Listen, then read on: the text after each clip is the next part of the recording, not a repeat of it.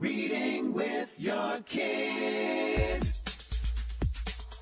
Hola, ni hao, konnichiwa, assalamu alaikum, shalom, mahaba, moni muliwanji, namaste, jambo, bienvenidos. Hi, my name is Jedley, and this is the Reading with Your Kids podcast. We're coming to you from the oh-so-beautiful neighborhood of Reedville in the southwest corner of Boston, Massachusetts.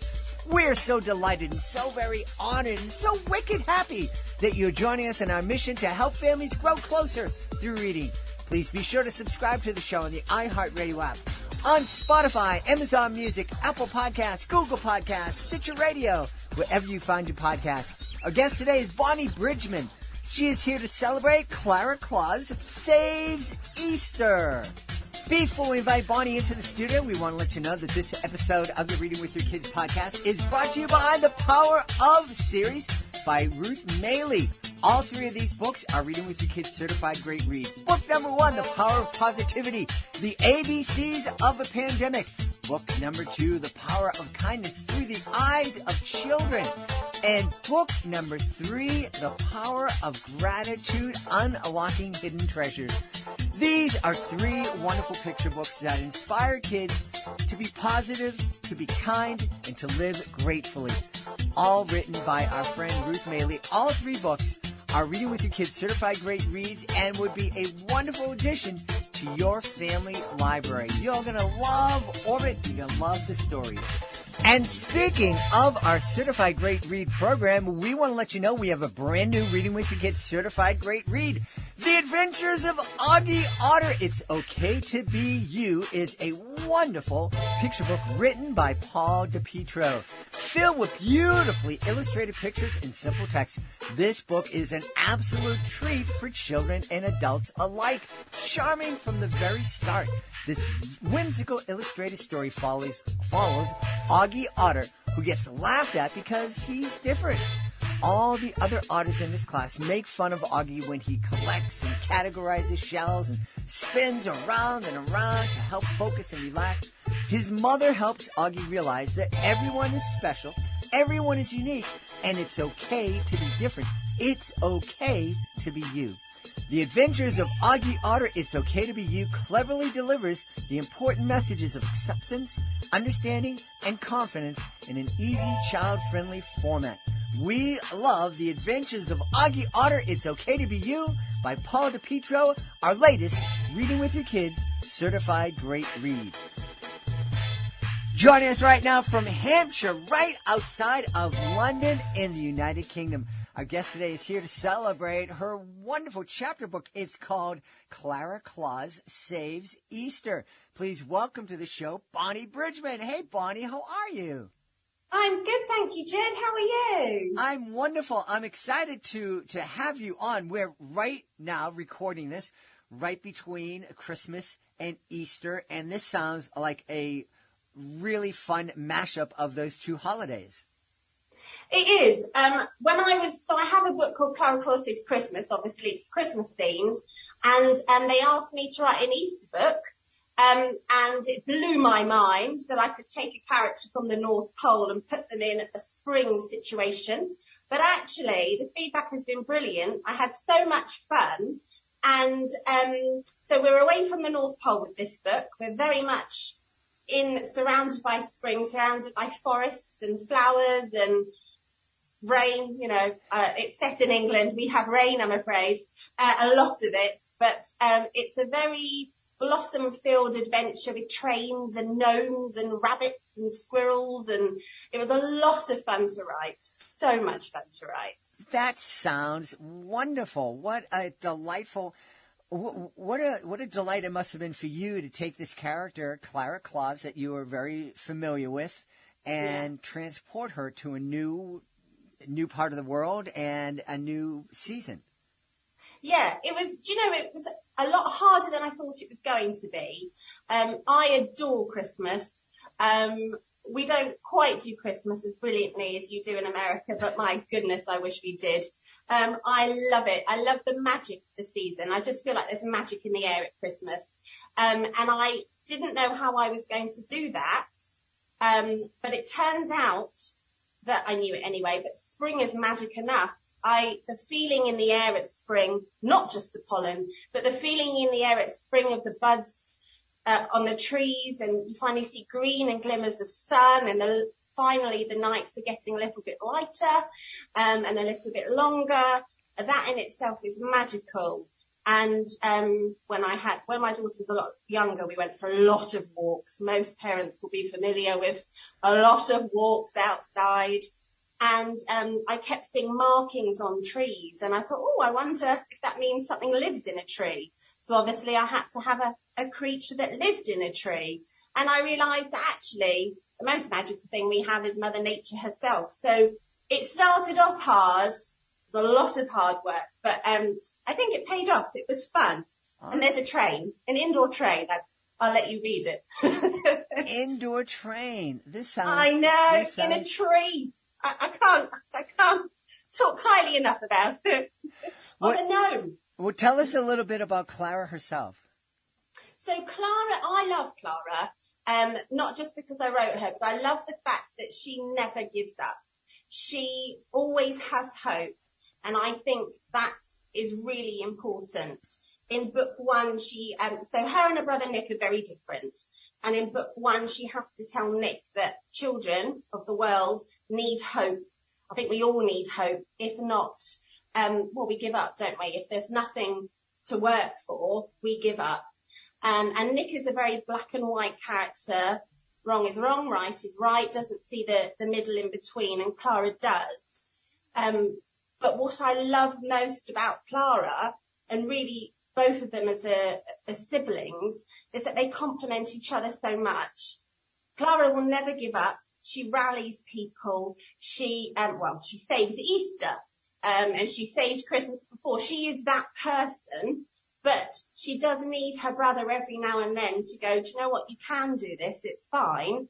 And he's the planner. He likes lists. I don't know where that came from, being a parent, but it turns out she needs his planning too.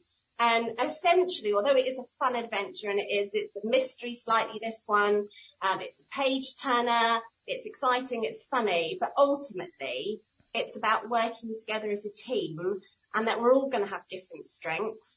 We're all going to have things we're not so good at, and that's okay. Working together, we can get the job done. And I think actually in this climate we have at the moment, to know that we can all work together and achieve something is brilliant, really. And I think it's important for children to know that they can achieve anything. It might be that they need some help from their friends along the way, but that's okay. We can do it. Yeah, I think that's so important, and such a great lesson to learn at a young age. This idea that we are all different, that we all have different talents and abilities, and that's okay. We don't have to be great at everything. What would help is if we were great at cooperating and working together and sharing our talents with others, so that we're not alone. We're just part of this big team that's trying to make the world a better place. Definitely. I mean, I work with children at the moment, and, you know, I'm sure schools in America, the same as schools here, there's a lot of tests on children academically, and not everyone is academic, or some people are good at English and they're not good at maths, or some people are good at drawing and they don't excel at something else. Does that mean that they're not going to achieve anything? Of course not. You know, we all have different abilities, and sometimes it takes some of us longer to get some places than others. And we're constantly measuring children and adults up to a certain, you must have done this by this age, you must have done that by that age. And, you know, I think it's important to know that I might be good at something, you might be good at something. And look, we've joined together on a podcast, and we're having a lovely afternoon. I think it's morning where you are, but, you know, I think it's so important to accept people that are different from you and learn from them. We've got so much to learn from each other, for goodness sakes. Let's embrace that. Let's, you know. Yeah. No, I definitely remember growing up, in the neighborhood. I've shared this in the neighborhood. I was related to most of the people living in my neighborhood at the time. It was really annoying because you couldn't do anything wrong without one of your cousins or uncles or aunts finding out about it. But I loved going and becoming friends with people who were different. And to learn other things. I remember I had a friend of mine who was from Latvia. And wow. I would beg him, please, tell me something in your language. And he didn't want to share his language. It made him embarrassed that he spoke a different language. And I think he thought I might have been looking to make fun of him. But I'm like, dude, no, I'm just really, really interested. I think children are as well. Children are very accepting. Children are very inquisitive. My mum is French, so it blows their mind that I can say hello to them in a different language. You know, what a skill to have to blow a child's mind by saying bonjour to them. And then I know aloha and that's it. And, but it's exciting for them that you know these things. And if I just say a really quick phrase, they're like, oh my gosh, how many languages can you speak? 17? No, I wish I could speak 17. But, you know, children are very accepting, and the amount of questions I get, I work at school, the amount of questions I get about anything, it could be space, and I don't know all the answers to all the questions at all, particularly space questions, but I think the things they could learn just from a conversation with other people, you know, that's part of it, isn't it? We can learn from everyone.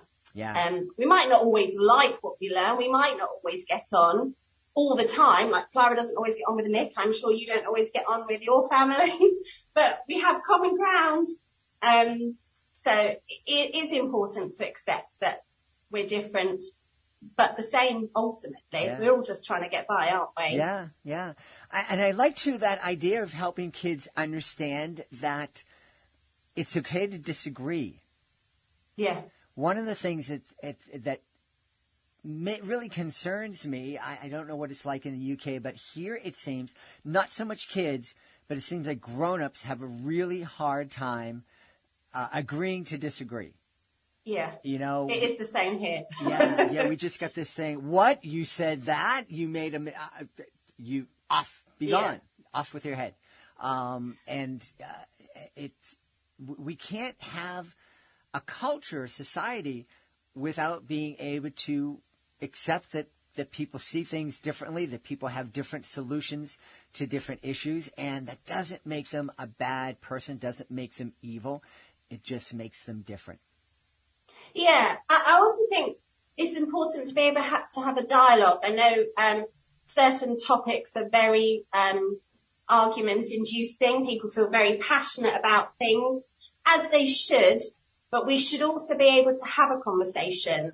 And perhaps you think one way and I think the other. If we can't explain why we feel that way, then maybe that's a conversation that needs to be had in itself. But if I listen to you, you listen to me, and we can meet in the middle, isn't that a wonderful skill to have? That's good in a lot of walks of life. But I do think you're right, particularly with younger children, it's the be all and end all. Like, well, then you're not coming to my party. We're not friends. We're not friends anymore. That's it. She's not my BFF. I hear that a lot at school. But I don't think it changes. It is that, well, you disagree, so therefore we can never speak again. And I think, well, maybe we could learn to disagree, or maybe I could impart my wisdom on you, and vice versa, and maybe I'm wrong, maybe you are, or maybe there is no right and wrong. Sometimes there is, obviously, but we can converse. I think that's so important. Actually, I think that's what books do really well. You can get empathy reading about different things that you might not be familiar with. I'm not just talking about an Easter book, obviously, with gnomes, but you know, we can learn a lot from books. We can learn a lot. Empathy, I think, is so important to be able to empathise, and it's a skill that children need to learn, but adults need to learn sometimes too.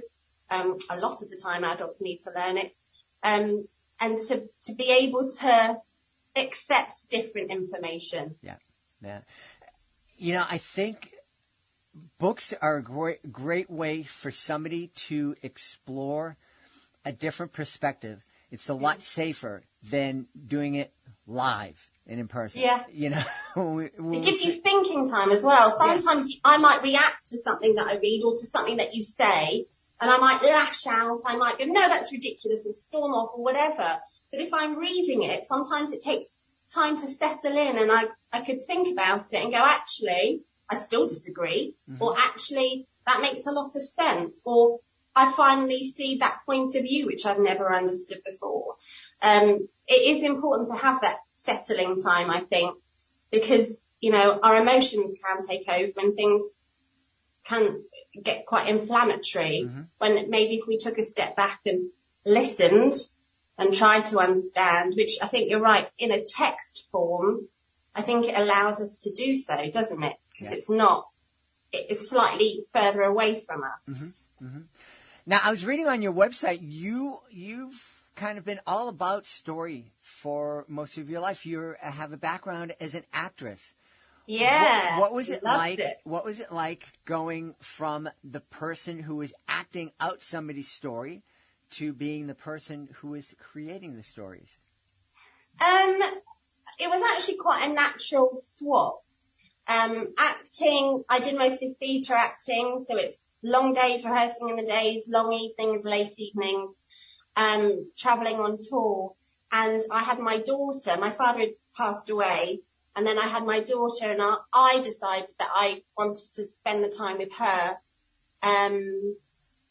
particularly probably in lieu of my dad passing. I wanted to soak up all the time I had, all the time I could, and I always wanted to be a mum. But I don't know if most new mums, but certainly me, I felt like I'd lost my identity slightly because I was just mum now. I remember meeting once at a baby group. I think I was 6 weeks. My daughter was 6 weeks old, so it was all very new and very sleep deprived. And she said, I don't need to know your name. I just need to know your daughter's name. And I was a bit like, oh, okay.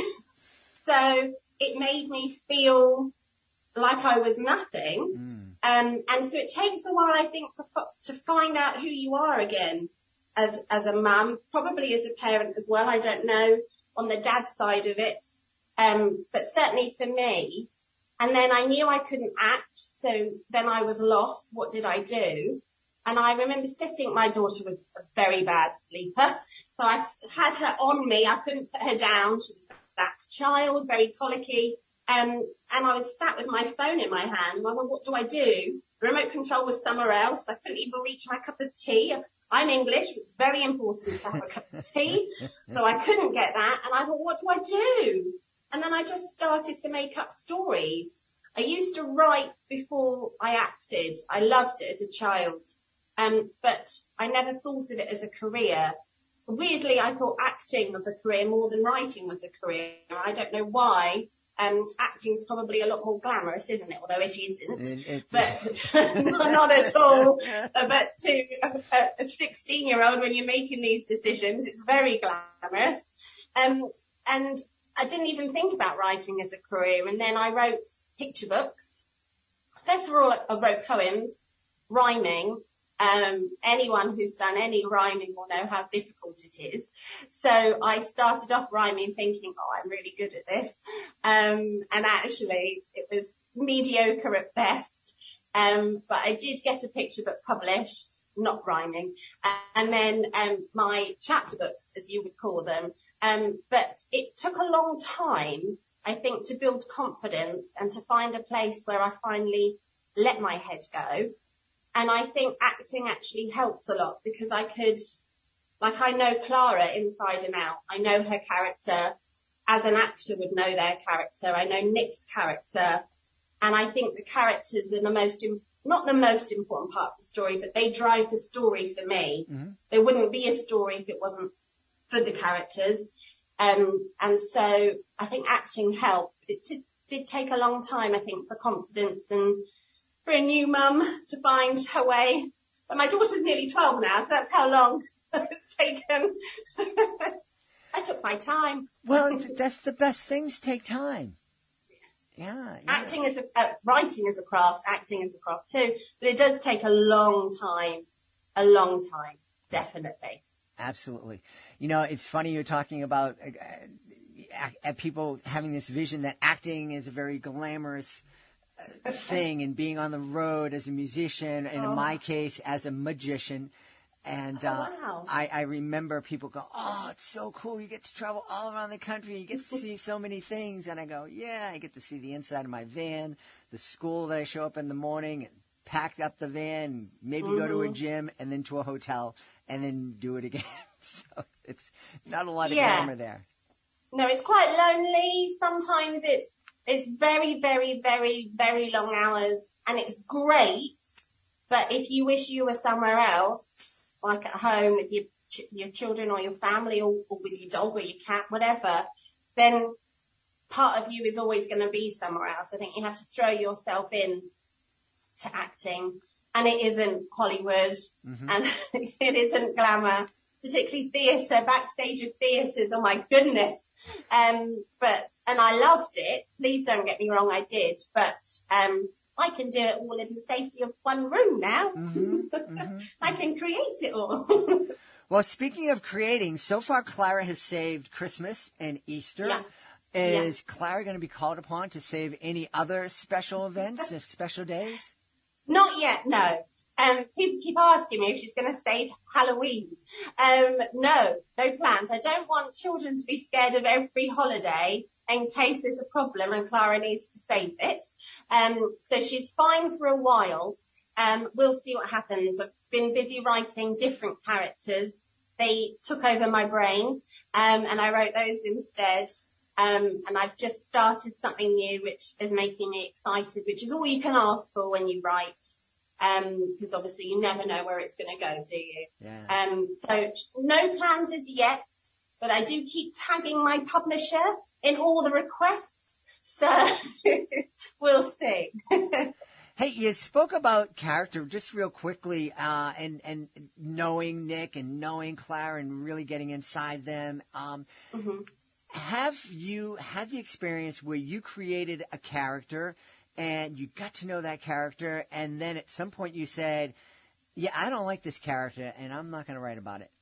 I don't want the world to know this character." So I do school visits and talks, and I mentioned this last year that I was writing a story, and this is the first time that the plot came first. It's more middle grade, upper middle grade, and I still haven't finished it. But the story is really exciting. It's brilliant. I was, couldn't wait to write it.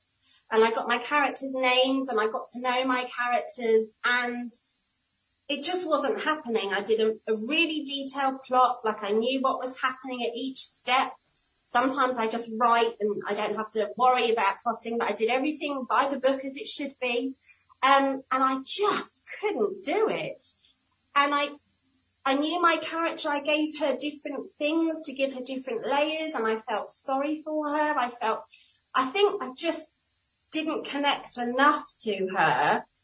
And for me, one of the most important things of the characters, if I get their name right, I can't carry on if I don't have the name, which I know seems really insignificant, but it either comes to me or it doesn't. And as soon as the name comes, I'm like, oh my gosh, I know everything about you. Fantastic.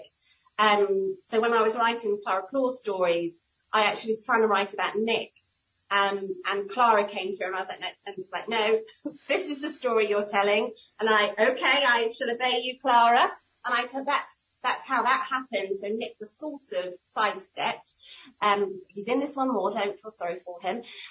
But going back to the other story, I still can't get her enough to want to write the story. And yes, the plot might be fantastic, but it's irrelevant if my character isn't there. I mean, you cannot fall in love with a character if she's not right. So she's just away for a bit. And I think she might come in a different version. She's just not ready. Awesome. So yes, Well, I know people are going to want to know where they can go to find out more about Clara Claus Saves Easter, and maybe find out when this new character is polished up and ready for her debut. So, well, I'm on Twitter My website, I tend to keep things quite low key on my website. I'm very private with all the things I have going on in the background.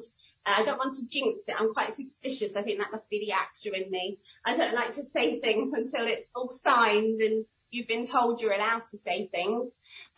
You can certainly buy Clara in a lot of places. So Tiny Tree Books is the publisher, and it's on Amazon and Book Depository, which I think deliver maybe for free for America. I'm not sure, you'll have to double check that. But that's always exciting. But yeah, I have a website, which is Bonnie Bridgman Author. And I will keep abreast of any things once they're official and allowed to be announced. But publishing is very mysterious, isn't it? It is. It is. It's as and when. Well, we've had a great time speaking to the author of Clara Claus Saves Easter, Bonnie Bridgman. Hey, Bonnie, thanks for being with us. Thank you for having me. It's been a blast. It's been so much fun. Thank you. Please be sure to join us for the next episode of the Reading with Your Kids podcast. We're going to be taking a really in-depth look at autism, at kids with autism, how we can best support kids who are on the autism spectrum with our guest, Paul DePietro. He is the author of our latest Reading with Your Kids certified great read, The Adventures of Augie Otter, It's Okay to Be You. That is in the next episode of the podcast. Speaking of being okay to be you, if you are the author of a fantastic children's book, it would be okay for you to be a guest on the Reading with Your Kids podcast. It's fun, it's easy, and it gives you the chance to help thousands of people about your fantastic book. All you need to do is to go to our website, readingwithyourkids.com, click on the Authors Click Here button, and scroll on down to be a guest. After you check out how to be a guest, you also want to find out how you can submit your book to our Certified Great Read panel. See if they think that your book is worthy of 4 or 5 out of 5 stars. And also, you can find out about our monthly promotion program.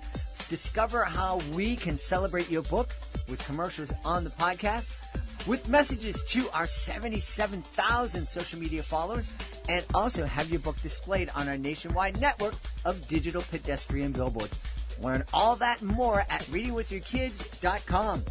Want to thank the folks who made today's show so wonderful. Of course, I want to start by thanking our guest, Bonnie Bridgman.